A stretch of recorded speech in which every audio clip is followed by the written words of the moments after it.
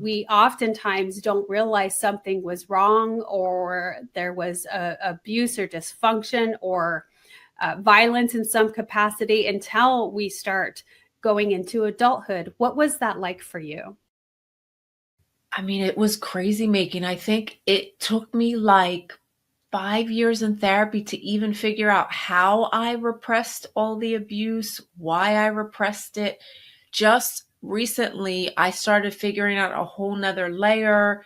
There were drugs involved in my abuse. So one of the things that I'm figuring out is that part of my trauma really got in the way of me holding any memories in my brain about what happened. So it feels so awful to not understand and to figure out years later what actually happened. And for years, I really struggled with shame about that.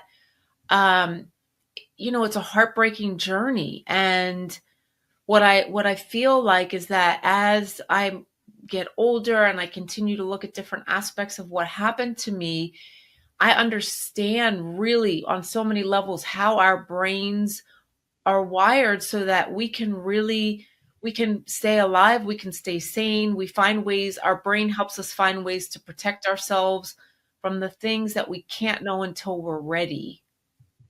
Mm, you make an excellent point. One of my favorite things to dive into is all of the science behind that. Why is it that we show up this way? Why is it that I think this way, react this way? Our bodies are robots controlled by the mind, and the mind really is this computer system where it's gathering information from our surroundings, from our experiences, and then it continues to replay. And all of the new experience that it sees, it creates what its meaning is based on what it already had, as far as experiences. So it's amazing that we can learn about that now, that so much is coming to the forefront with science. It's really, really cool.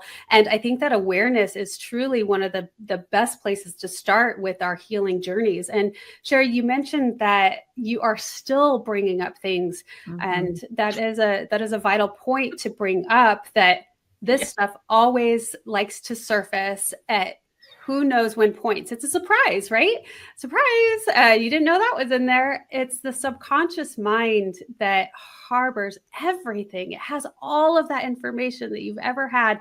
And then every now and again, it will come up and it will ping and it will be like, oh, gee, I wonder what that means. I like to invite that as a curiosity moment where we can look at those times in a curious standpoint. How about you?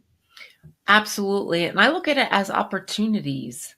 I think about the life that I created, right? I work as a therapist, I specialize in trauma.